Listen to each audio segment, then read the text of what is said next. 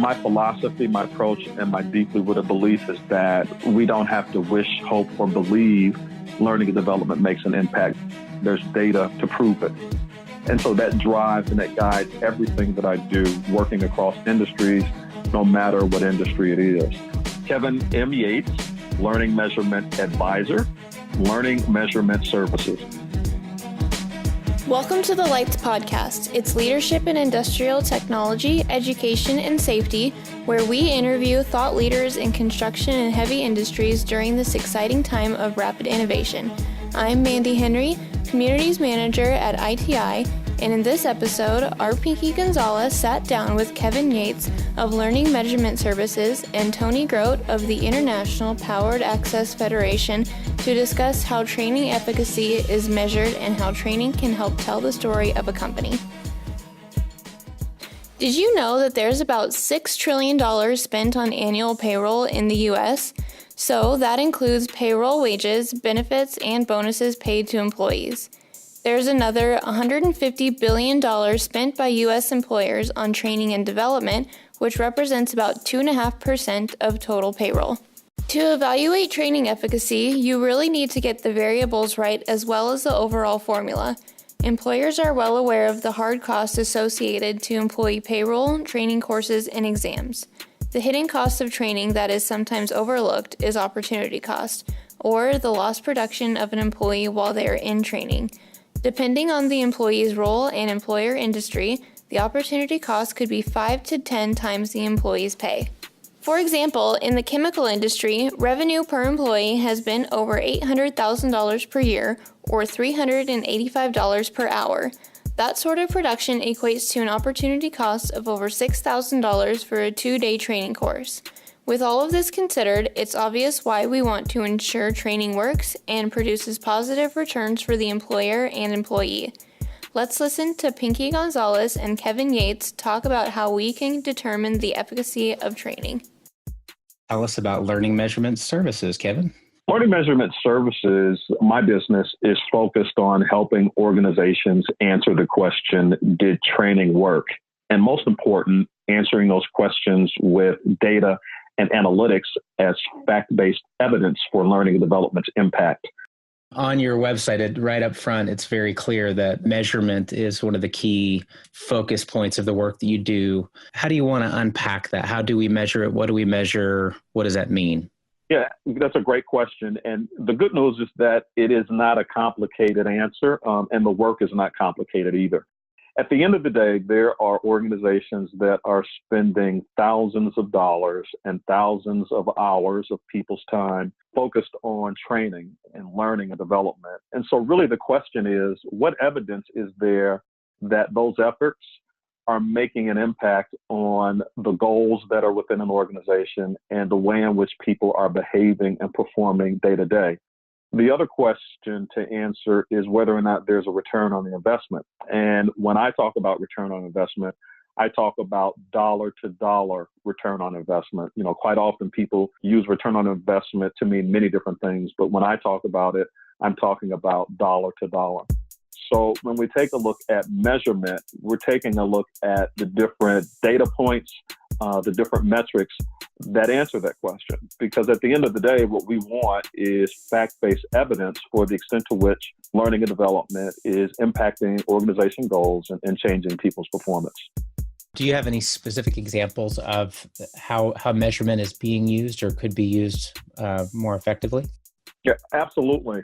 I'll share with you some work that I recently was doing with a public agency. And what that agency wanted to know is whether or not the training and learning development programs that they had in place are impacting the way in which the caseworkers who are in that agency are working with their clients, working with children and working with families.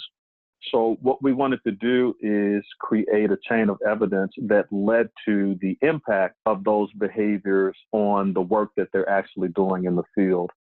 So what we did is create what I like to call a chain of evidence, because a chain of evidence ultimately tells learning and development story along the way. What you want to do is take a look at the different data points that lead to impact. And those different data points include what happened after the learning took place. Also want to measure the extent to which there is incremental knowledge or knowledge acquisition or change in learning based on the learning experience. You also want to include in that chain of evidence the impact that learning has on the individual's performance, and then also taking that all the way through to the ultimate organization goal, and that is engaging children and families in a meaningful and high impact way. So the work that I did was focused on, first of all, identifying what are the different metrics and data points that you collect along the way that tell that story of impact. So it's less focused on traditional activity metrics and activity data. And traditional metrics and traditional data for learning development look like, how many people were trained, how many courses were offered, how many hours of training. And those metrics and that data is important from an operations perspective. So those are metrics and data you want to capture that tell the story about the operational efficiency of your training department or your learning development department. But they don't answer questions about impact on performance and change in behavior. The work that I did was really focused on how do we capture data that tells the story about training and learning and development's impact on behavior and performance. So we took a look at what metrics and what data that we need to collect along the way in that chain of evidence that showed or even predicted what we could expect as a result of the learning and development programs that they offered. Also using data and metrics to identify whether or not there was a change in learning or knowledge acquisition. And then really diving deep to say, as a result of learning and development, here are the changes in behavior or performance that we see. So it's identifying what metrics and what data do we use to capture that, and what story does that tell? And then leading that all the way again to the end to say, what metrics and what data can we use that capture the extent to which those changes in behavior and those changes in performance are actually impacting the way in which people are working in the field as they work with families and as they work with children. Are you personally involved in technological integrations, or do you work with a team, or how do you actually engage with a client as it relates to the tools themselves? Yeah, and I think it depends on where the client is. And so I may go as far as implementation, but then it might just be something as high level as helping with how to use the technology once it is implemented. So, it really depends on where the client is. Quite often what you'll find with technology implementations like XAPI, that's where we're really looking for those experts to come in and help us identify, how to implement XAPI technology and embed it within the process. So again, for me, it's also supporting the organization through that process. So there's a wide range for where I might fit just in terms of implementation all the way through to utilization and, making it actionable with telling the learning development story. Do you have any specific examples, or can you walk us through one of your prior client engagements from basically beginning to end? That you don't have to name them by name, but maybe their industry, what was the approach, and then what were the outcomes that you actually saw in a best case scenario? Yeah, that's a great question. I think that what comes top of mind for me is some work that I did with a very large data insights organization that was focused on marketing research and analytics. And the goal that this organization had was finding a way in which to create faster time to value for its entry-level marketing research analysts. So the business goal was to reduce the time it takes for new hires to be effective and to provide value to clients. Prior to this idea, it was taking, maybe anywhere as long as half a year to get to a point where new hires were able to add value and do the work. So that was the organization goal. So working backwards from there, because that's where you always start, right? You always start with what is the organization goal before you even talk about training and learning and development and all that. What you really want to do is to connect with the organization's goals and to preferably do that with the highest level of leadership in the business. So the highest level of leadership in the business knew that it wanted to do a better job at working with the clients that they serve, And one of the ways in which they could do that was to have staff working on those businesses that were capable and able to provide value to the client, but do it in a faster way, particularly when it came to new employees.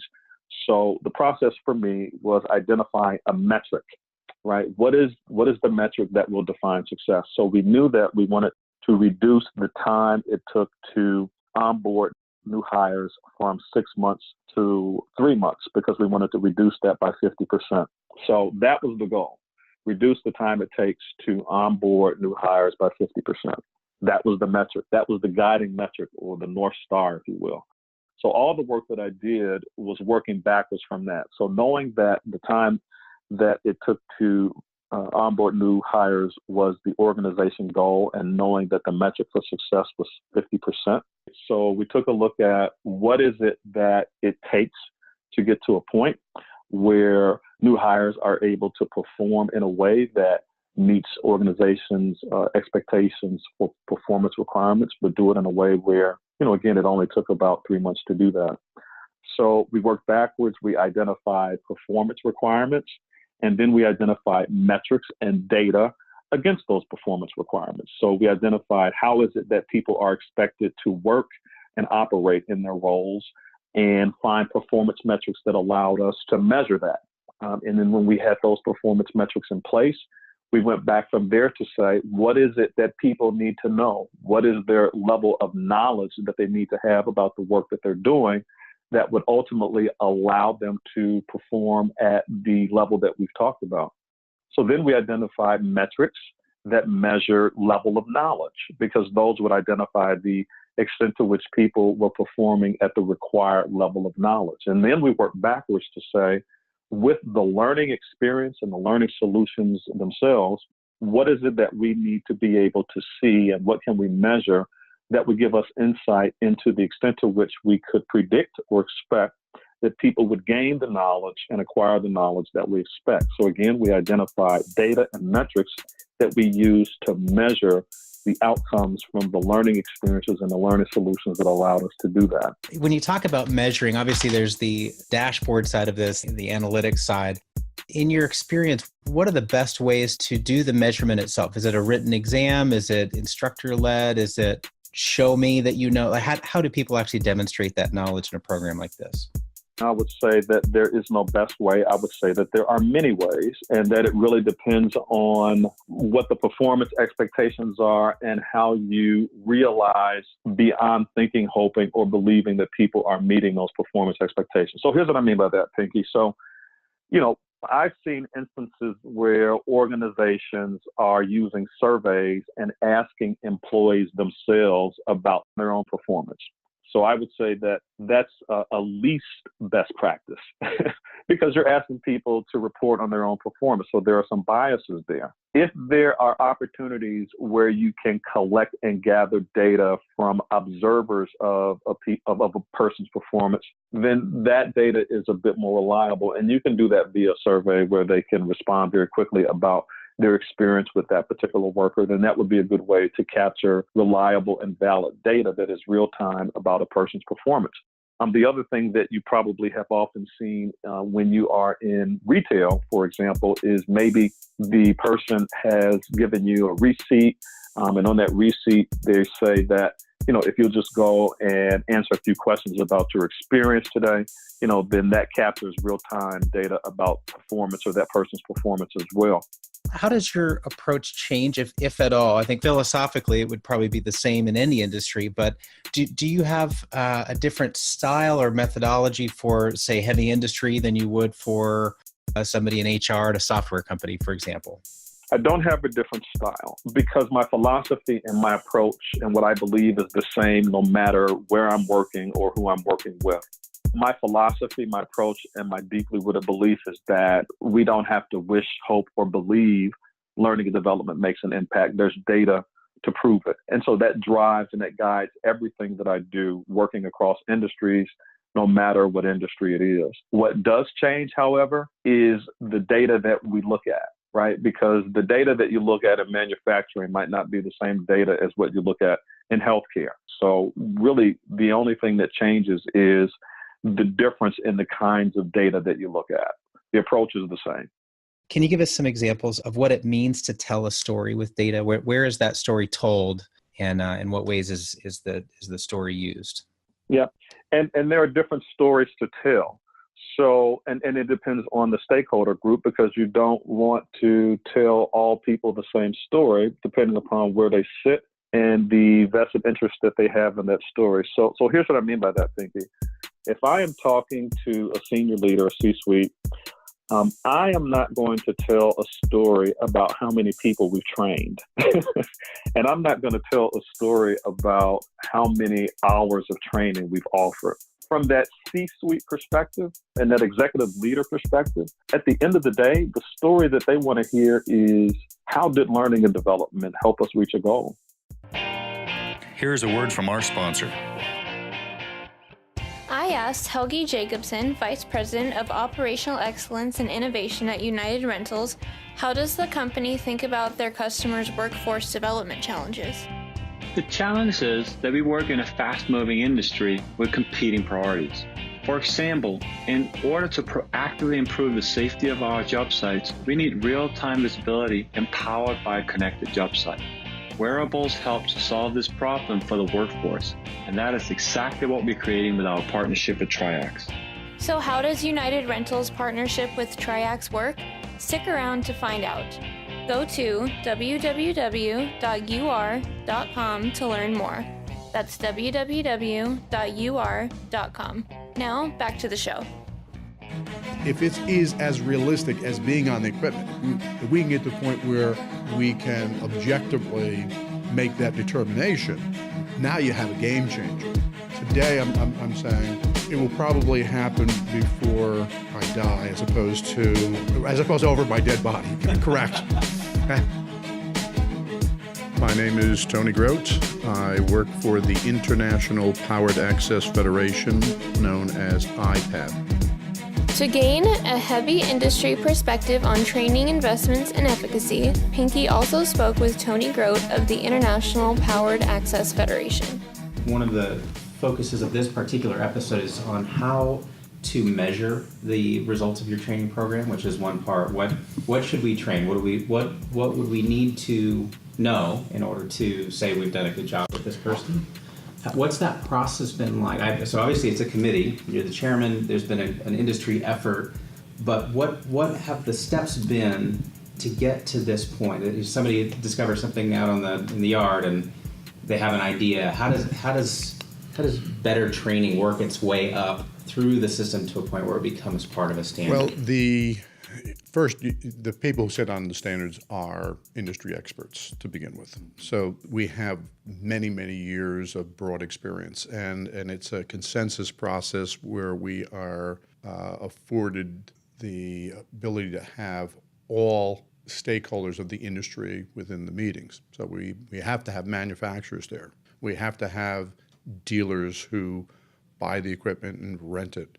We have to have users of the equipment there. We have, engineers and consultants there. We have training companies there. We have unions who, represent workers who are using the equipment there. And all of those parties at some level have touches with all of the other entities within the industry, and we recognize what's happening. We obviously have statistical data on accidents that occur. Where are we failing? What are the key issues that we have that we need to identify, find the root cause of, and find means to mitigate? All of that information comes to the dialogue. We look at what our existing standards say, and we make the assessments of what can we do to improve the results that we're looking to achieve. So all of that takes place, and the standards at one level need to be specific in terms of what the requirements are. On the opposing side, the standards need to be flexible to allow a wide range of approaches on achieving those results.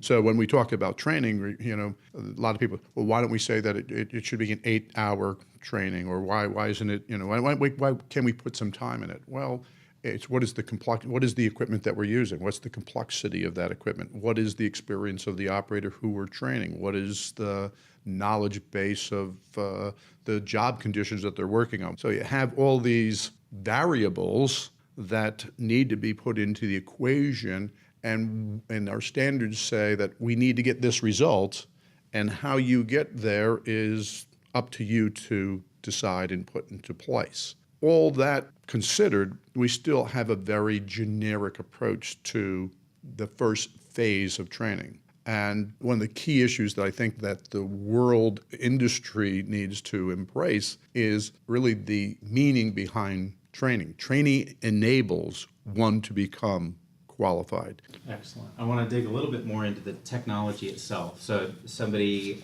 has been trained on a piece of equipment. That piece of equipment now I assume it's an aftermarket device of some sort where they're going to be able to log in or prove their credentials. It's sort of I prefer to take the two steps about what are the components of the training and where are we in the technology of those elements.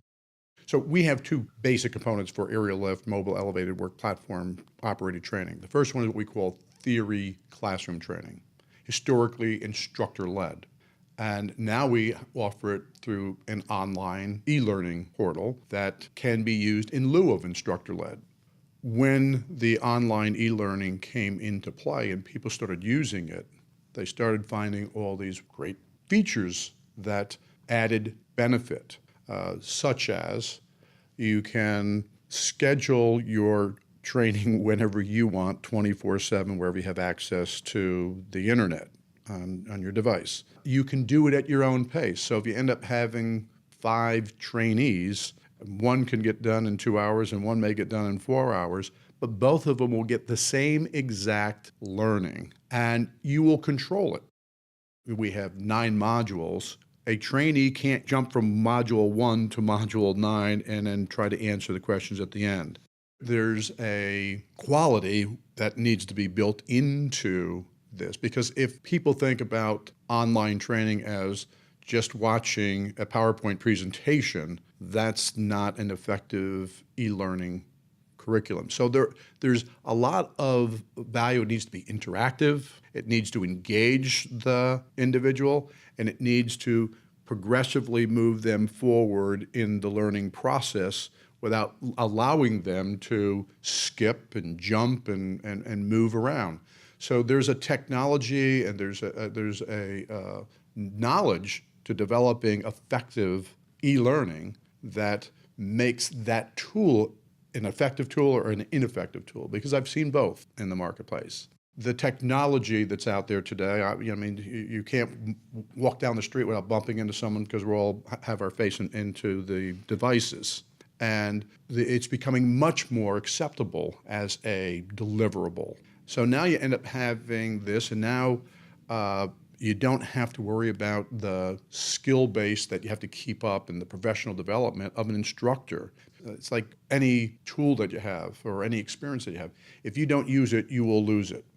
And an instructor is no different than the operator. If he goes over and trains all of their people this year, and now he doesn't train for another lengthy period of time, he's not going to be a effective or qualified instructor on the next course without him going through some work to redevelop his skills to be able to do that again. Just like an operator will have to bring their skills up again. Because if you're not using it, you will lose it. You can't condense or miss anything with e-learning. So it's much more controlled. You can measure everything. We have testing on each one. And there's a tendency for the trainee to actually be more engaged because they're in control of the whole process. And from my own experience and looking at statistical information that's out there, the retention is generally higher for online e-learning than it is for instructor-led. The skilled labor shortage, if you have an opinion or perspective on it, what do you see out there in terms of qualified workers and demand versus supply? The issue is we have lots of people in the world.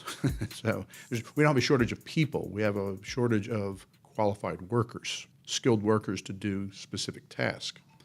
So Is there a shortage? The answer is sure there is. There always has been, there always will be, and the question is, what is it that we can do today to make that change?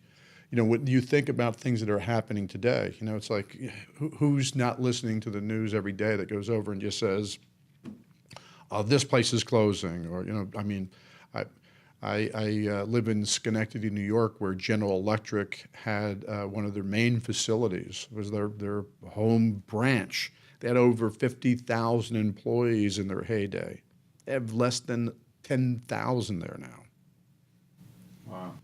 And every year you hear another layoff, another layoff, another layoff. And it's not GE alone. It's, you hear it every day. They're getting rid of people. They're getting rid of people. And so now we have this need for people, and we have these people who have a need for jobs, and we don't have this bridge to get that training and skill to get them to that point of being employed. Mm-hmm. Got it. So we've got one big hairy question. Is there one problem to rule them all? What do you think the biggest problem facing the industry is right now? If we had 10 years to be working on it, what do you think the big issues to solve are right now? When I look at the construction industry as an example, their strength is they find a way to get things done. It's like, man, look at how are we ever going to get that thing done? You know what the weakness is? They find a way to get things done. And sometimes that way to get things done, even though it doesn't result in someone getting injured or killed, is extremely dangerous. And when we do that enough, we become desensitized, and we as the employer, as the supervisor, we actually are training them on how to do things incorrectly. So we put all of the requirements into our training program, into our standards, into our training program, and then we go out there and watch them be ignored. For me, it really is the broad application and compliance of what we said needs to be done. If you go out and you look at a company who monitors and supervises and provides feedback on it, that's how they go from being trained, enabled to become qualified. And when we don't provide that guidance and feedback on an ongoing basis in the experience level, they will never be qualified. They will be an operator because you're allowing to operate it, but they will not be qualified. For me, the discrepancy is that when we go through training, we don't follow it, or we don't require it to be followed, or we actually circumvent what's being done. Because I will tell you that, and I go back to that manufacturer's operations manual, no one pulls it out and reads it. Well, I can tell you right now, every day you're non-compliant, because I can guarantee you're not being compliant with the requirements that manufacturer has on the inspection that is required to be done every day. You're not doing it in compliance. Even if you have the little checklist over here saying, did I walk around the machine, check it off, you're not compliant with the standards, you're not required with the manufacturer's requirements, and you're not bringing about safety. Where do you see simulators today in this matrix that you're already involved in? Well, I think simulators today are a add-on tool. And as I stated, when we're doing the practical evaluations, we do that in a, I'm going to say, pristine, controlled environment. And unfortunately, the environment where they'll be operating this equipment is always far from pristine and hazard-free. So we go over there and train them, and ideally even doing an inspection. I want a brand new machine, so we're gonna go over there and inspect a brand new machine, and it looks great. Then the next day they go out and get a piece of equipment. Boy, that's not like the equipment I had in training. And all of a sudden, they don't even know what's acceptable or what's not acceptable in terms of that inspection. Wow, there's a big cut out of that tire. Is that okay or is not okay? I don't know. We didn't go through that in training because there were no cuts in tires on the machines I ever saw, and so there's a tendency to miss information that can be augmented in another means. My own experience has been such that prior to the last year or two, I would say, I see them as a neat thing to do, but people don't want to spend the time doing training right now that's required, to add another element to it doesn't seem practical. It seems like an added cost with no demand. In contrast to that, I'd go over and just say that, when you're looking at how training takes place today, if you do it as a group, you have an instructor evaluator with one guy and 5 guys are sitting watching him doing that evaluation.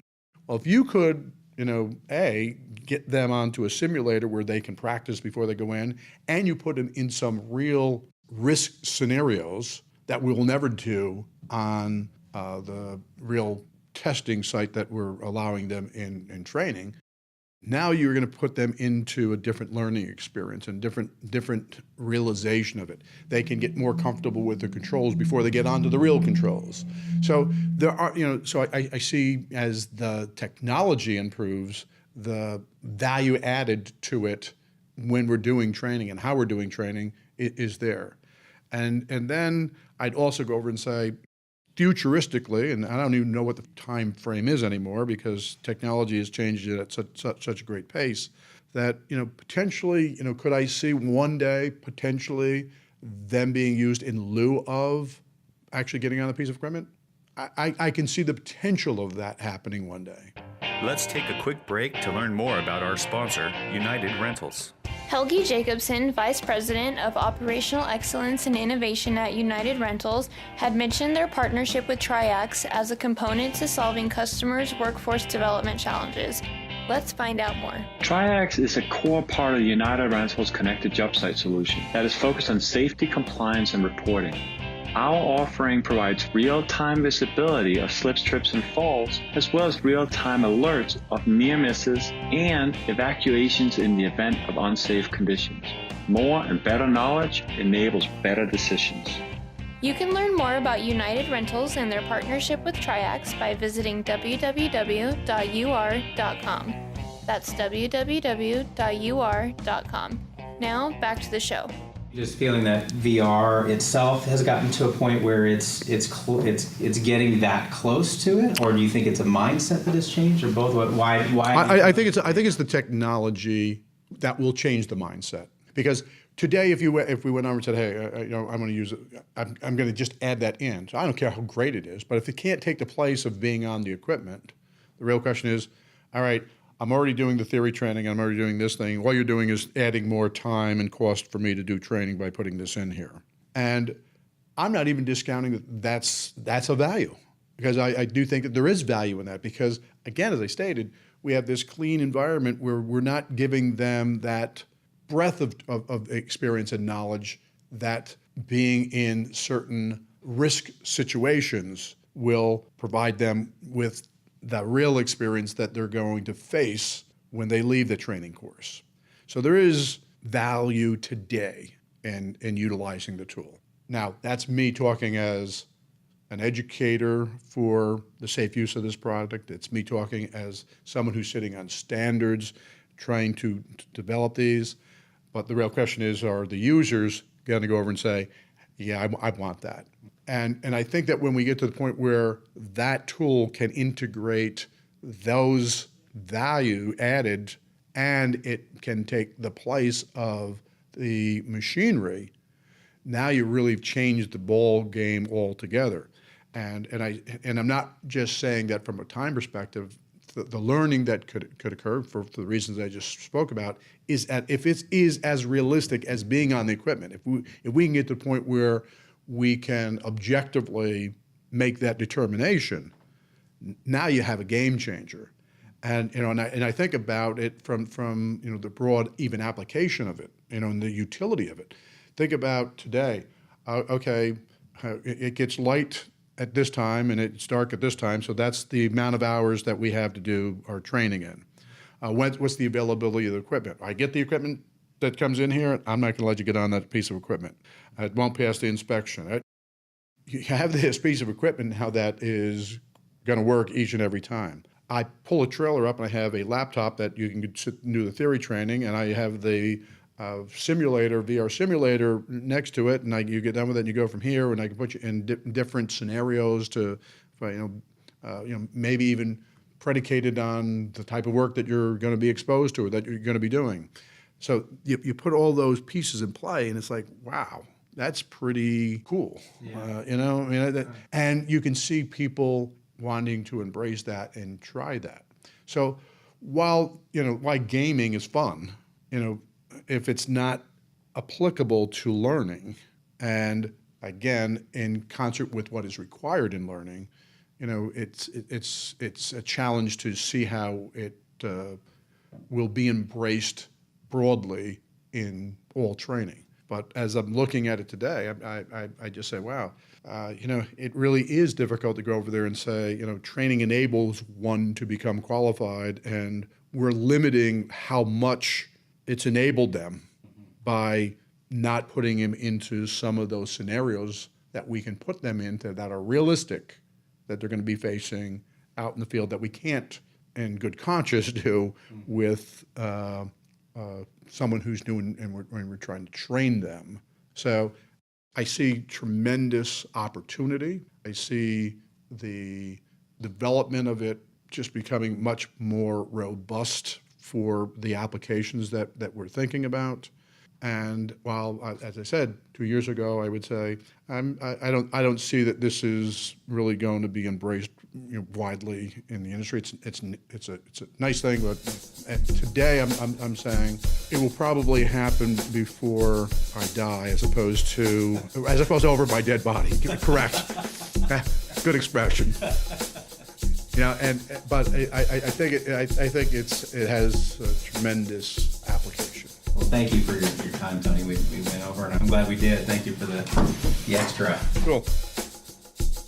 Thanks for tuning into LITES. It's leadership in industrial technology, education, and safety. See more at lites.org. If you enjoyed the show, please remember to rate, review, and subscribe. LITES is a production of Industrial Training International. Our guests today were Kevin Yates with Learning Measurement Services and Tony Groat with IPAF. Our producer is Michael Montaigne. If you are interested in becoming more involved in LITES, we are hosting an open house event in Pittsburgh, Pennsylvania to demo our VR crane and equipment simulators. The event will consist of facility tours and demonstrations on our virtual reality boom truck, carry deck, rough terrain crane, mobile elevated work platform, and a HoloLens crane inspection. There will also be a happy hour to follow. To register for this free event, please visit our website at www.lites.org. That's www.lites.org. I'm Mandy Henry, and we'll see you next time.